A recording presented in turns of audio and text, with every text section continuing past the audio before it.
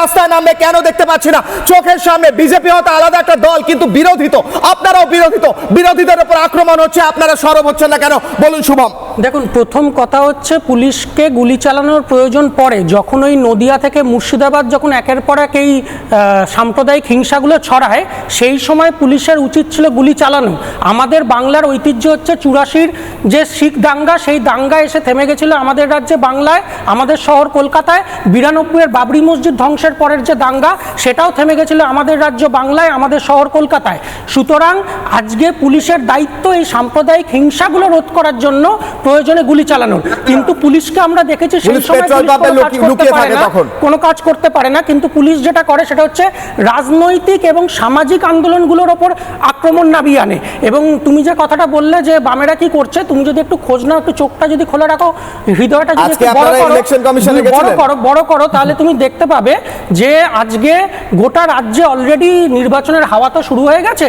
যদিও 65 লক্ষ নাম বাদ যাওয়ার পরে আরো 60 লক্ষ মানুষের নামকে বিচারাধীন রেখে দেওয়া হয়েছে। আমরা মনে করি 60 লক্ষ মানুষকে ভোটাধিকার দিতে হবে, কিন্তু তারপরেও আপনি চান বা না চান নির্বাচনের হাওয়া শুরু হয়ে গেছে। সেই নির্বাচনের হাওয়াকে কেন্দ্র করে যে কাজগুলো ওই গ্রামের বুথগুলোতে শুরু হয়েছে, সেটা দেওয়াল মার্ক করা হোক, দেওয়াল লেখা হোক, গ্রামীণ বৈঠক হোক, বিজেপি পরিবর্তন যাত্রায় হামলাটা কন্ডেম করবেন কি করবেন না স্যার? আমি যা বলার আপনি নিন্দা করবেন কি করবেন না? স্পষ্ট বলেছি, বলুন না নিন্দা করবেন। সেই হামলায় সবথেকে বেশি আক্রান্ত হচ্ছে বামপন্থীরা, এবং যেহেতু সমস্ত গোটা রাজ্যে, একটু বললাম তো চোখটা খোলা রাখলেই দেখতে পাবেন।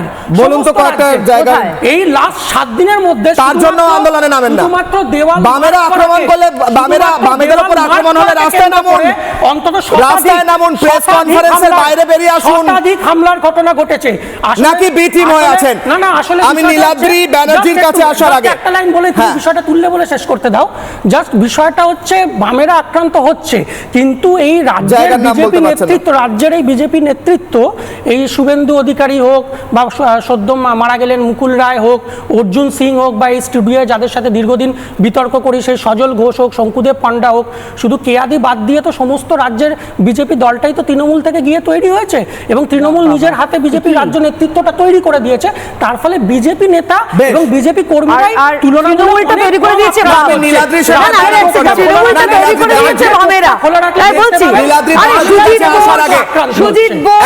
তাপস চ্যাটার্জি, নীলাদ্রি শেখর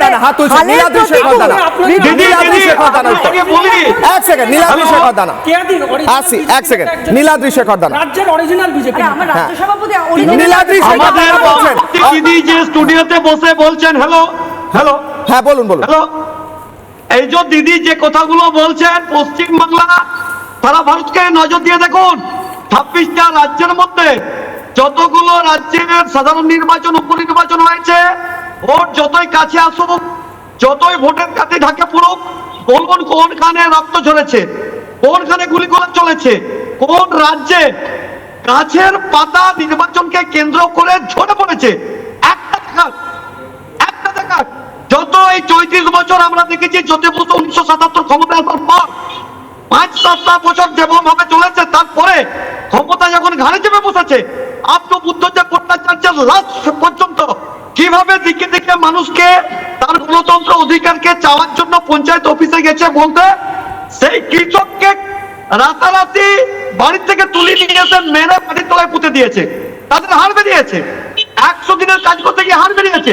আর তাদেরকেই আজকে ঢাল তৈরি করে এই মমতা বন্দ্যোপাধ্যায় এবং তার দল, তার এই দুর্বৃত্ত দল, সন্ত্রাসবাদী দল, তারা রোহিঙ্গা থেকে শুরু করে ওই বাংলাদেশ মায়ানমার থেকে আসা সমস্ত লোকদেরকে এখানে বসিয়ে ভোটার কার্ড, আধার কার্ড করে কেবলমাত্র বিজেপিকে জব্দ করে মানো, তাদেরকে মেরে কাছে ঝুলিয়ে দাও।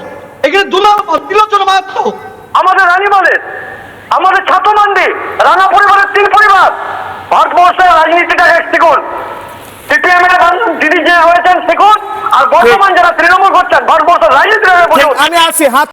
নানা ধরনের কন্টেন্ট দেখার জন্য লাইক করুন, শেয়ার করুন আমাদের ফেসবুক পেজ, সাবস্ক্রাইব করুন আমাদের ইউটিউব চ্যানেল। পাশাপাশি অন্যান্য ব্রেকিং নিউজের জন্য অবশ্যই চোখ রাখুন রিপাবলিক বাংলায়।